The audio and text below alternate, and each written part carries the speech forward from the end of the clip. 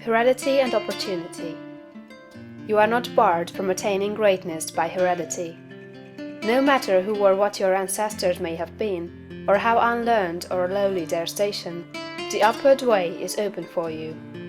There is no such thing as inheriting a fixed mental position. No matter how small the mental capital we receive from our parents, it may be increased. No man is born incapable of growth. Heredity counts for something. We are born with subconscious mental tendencies, as for instance, a tendency to melancholy or cowardice, or to ill temper. But all these subconscious tendencies may be overcome.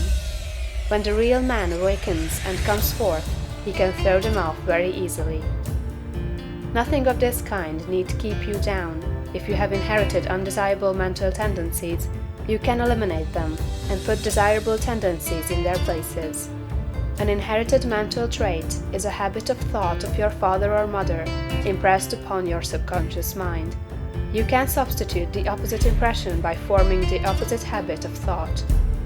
You can substitute a habit of cheerfulness for a tendency to despondency. You can overcome cowardice or ill temper.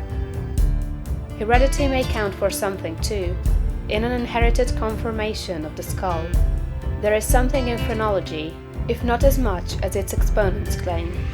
It is true that the different faculties are localized in the brain, and that the power of a faculty depends upon the number of active brain cells in its area. A faculty whose brain area is large is likely to act with more power than one whose cranial section is small. Hence, persons with certain conformations of the skull show talent as musicians, orators, mechanics, and so on. It has been argued from this that a man's cranial formation must, to a great extent, decide his station in life, but this is an error.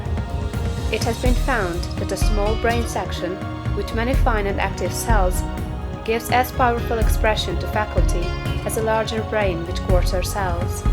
And it has been found that by turning the principle of power into any section of the brain, with the will and purpose to develop a particular talent, the brain cells may be multiplied indefinitely. Any faculty, power, or talent you possess, no matter how small or rudimentary, may be increased. You can multiply the brain cells in this particular area until it acts as powerfully as you wish. It is true that you can act most easily through those faculties that are now most largely developed. You can do, with the least effort, the things which come naturally. But it is also true that if you make the necessary effort, you can develop any talent. You can do what you desire to do, and become what you want to be. When you fix upon some ideal, and proceed as hereinafter directed, all the power of your being is turned into the faculties required in the realization of that ideal. More blood and nerve force go to the corresponding sections of the brain, and the cells are quickened, increased, and multiplied in number. The proper use of the mind of man will build a brain capable of doing what the mind wants to do. The brain does not make the man makes the brain. Your place in life is not fixed by heredity, nor are you condemned to the lower levels by circumstances or lack of opportunity.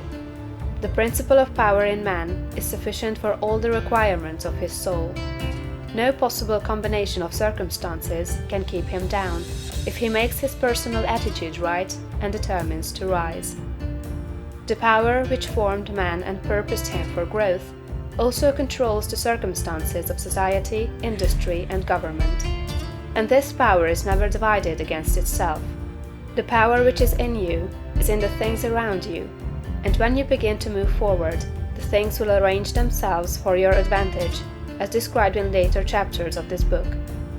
Man was formed for growth, and all things external were designed to promote his growth. No sooner does a man awaken his soul and enter on the advancing way, than he finds that not only is God for him, but nature, society, and his fellow men are for him also, and all things work together for his good if he obeys the law. Poverty is no bar to greatness, for poverty can always be removed. Martin Luther, as a child, sang in the streets for bread. Linnaeus, the naturalist, had only $40 with which to educate himself. He mended his own shoes and often had to beg meals from his friends. Hugh Miller, apprenticed to a stonemason, began to study geology in a quarry. George Stephenson, inventor of the locomotive engine and one of the greatest of civil engineers, was a coal miner working in a mine when he awakened and began to think. James Watt was a sickly child and was not strong enough to be sent to school. Abraham Lincoln was a poor boy. In each of these cases, we see a principle of power in the man that lifts him above all opposition and adversity. There is a principle of power in you. If you use it and apply it in a certain way, you can overcome all heredity and master all circumstances and conditions and become a great and powerful personality.